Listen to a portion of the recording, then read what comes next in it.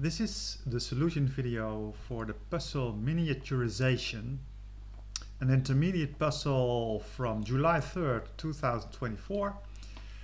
And it shows two circles with two common tangents. And there are 5 points, the two centers of the circles, the tangency point of the circles, they are tangent, the intersection point of the two common tangents, and a point B. And from B we know that it is halfway between the centers, between A and D.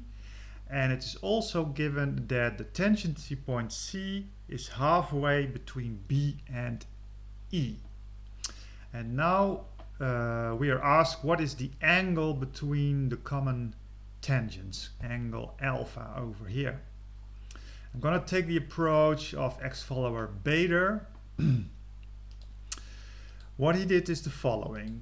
First, let's say that for convenience, the radius of the small circle is 1. We can do that. And you can draw also the radius of the large circle. And then if we say from this line we can have several segments. Let's say if we name this segment from E to D, let's name it A. Let's say it has length A. Then, because again we have here the radius, so we copy that. The radius is D to C.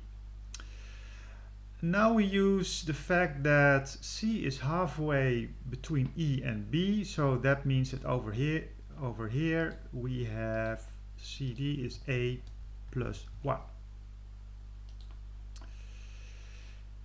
And now we use the fact that B is halfway between D and A. So that means that here we have A plus 2. That means over here we also have A plus 2. So that's from the condition that B is midpoint of A and D. Okay, but that means if you add up these, then you have the radius. So the radius, which is over here, is 2A plus 3. The radius of the large circle, that is. So here. Okay, now what we use, this is a right angle because it's a tangent. This is also a right angle, so those radii are parallel, and we can use similarity in this triangle and in this triangle, and we can then say that A is to 1, A is to 1, as is, well now I have to, hold on a minute. I have to look. So this